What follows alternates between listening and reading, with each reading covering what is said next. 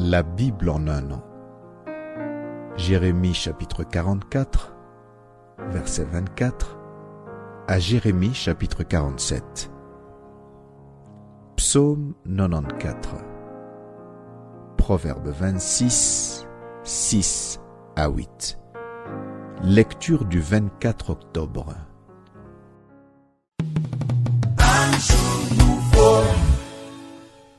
2 Timothée chapitre 2, verset 22 à 2 Timothée chapitre 3. Fuis les passions de la jeunesse et recherche la justice, la foi, la charité, la paix avec ceux qui invoquent le Seigneur d'un cœur pur. Repousse les discussions folles et inutiles, sachant qu'elles font naître des querelles. Or, il ne faut pas qu'un serviteur du Seigneur ait des querelles. Il doit au contraire avoir de la condescendance pour tous, être propre à enseigner, doué de patience. Il doit redresser avec douceur les adversaires dans l'espérance que Dieu leur donnera la repentance pour arriver à la connaissance de la vérité et que, revenus à leur bon sens, ils se dégageront des pièges du diable qui s'est emparé d'eux pour les soumettre à sa volonté.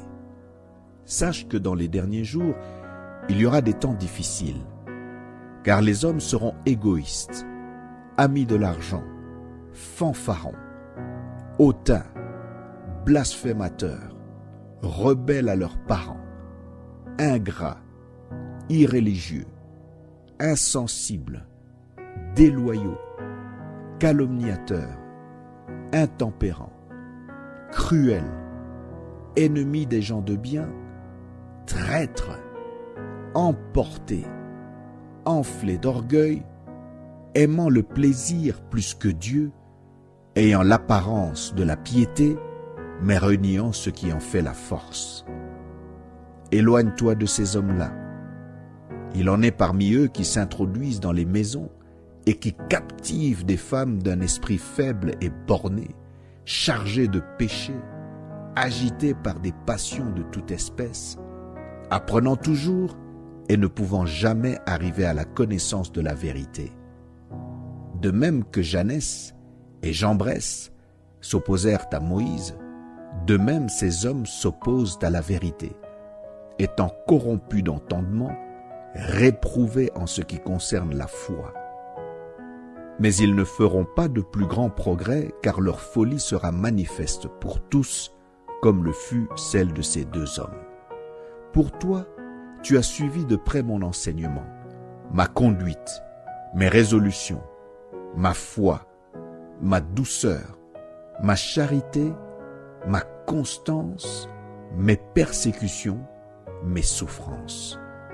À quelle souffrance n'ai-je pas été exposé à Antioche, à Icône, à Lystre? Quelle persécution n'ai-je pas supportée? Et le Seigneur m'a délivré de toutes. Or, tous ceux qui veulent vivre pieusement en Jésus-Christ seront persécutés. Mais les hommes méchants et imposteurs avanceront toujours plus dans le mal, égarant les autres et égarés eux-mêmes. Toi, demeure dans les choses que tu as apprises et reconnues certaines, sachant de qui tu les as apprises.